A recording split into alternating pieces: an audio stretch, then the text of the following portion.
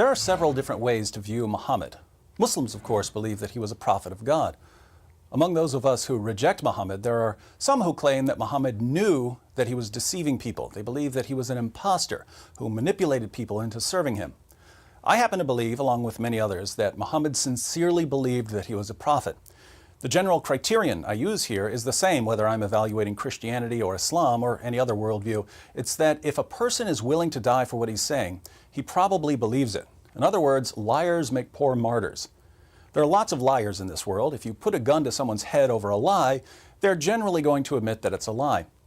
People who are willing to die for their claims are usually people who wholeheartedly believe in what they're dying for.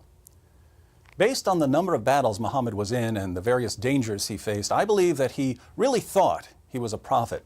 So I don't believe that Muhammad was intentionally using Islam for his own interests. However, there are a number of passages in the Quran and the Hadith which prove, beyond any reasonable doubt, that Muhammad's revelations were influenced by his desires. Let me give you 4 examples. First, Surah 4 verse 3 of the Quran says that Muslims can marry up to 4 women. But we know from references in Bukhari and other sources that Muhammad had at least 9 wives at one time. So why did Muhammad get more than 4 wives when the Quran says that Muslim men can only marry 4 women? Well, Muhammad received a special revelation, Surah 33 verse 50, which says that he, and he alone, could have as many wives as he wanted. Now, I don't know about you, but when the guy who's receiving the revelation starts getting special moral privileges, namely more sex partners than anyone else, I start getting awfully suspicious. Second, Muhammad had an adopted son named Zayd, who was called Zayd bin Muhammad, Zayd son of Muhammad. One day, Muhammad went to visit him and was greeted by Zayd's wife, Zainab, who was very beautiful and who was wearing very little clothing at the time.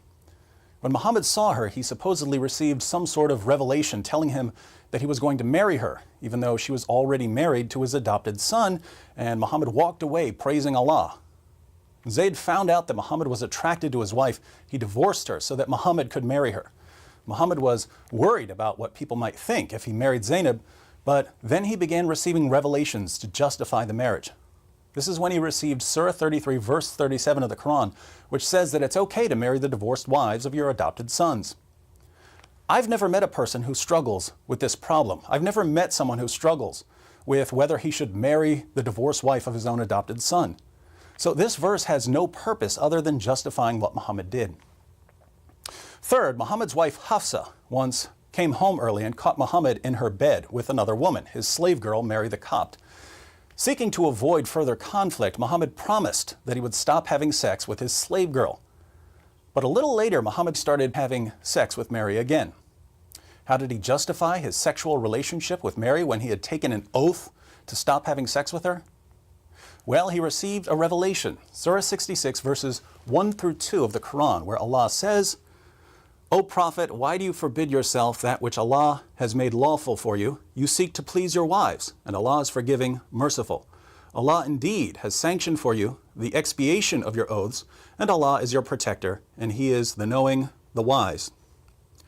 Notice, Muhammad swears, "I'll never have sex with my slave girl again." Then he starts having sex with her because Allah told him to break his oath. Very interesting.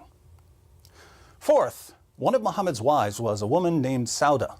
As Sauda aged, she became unattractive and extremely overweight, and Muhammad decided to divorce her. Terrified of being abandoned in her old age, Sauda hatched a plan. She knew that Aisha was Muhammad's favorite wife and that Muhammad would like to spend even more time with Aisha. So Sauda told Muhammad that if he would keep her as his wife and not abandon her, she would give her sex night to Aisha. This arrangement would allow Muhammad to spend twice as much time with Aisha as he spent with any of his other wives. Muhammad was happy with the arrangement, and so was Allah. Allah praises Sauda in Surah 4 verse 128 for coming up with this solution after fearing cruelty and desertion from Muhammad. So Islam's message to women is this: if your husband's going to abandon you in your old age, just give up some of your rights and let him spend more time with his favorite wife. This will keep him from divorcing you and abandoning you.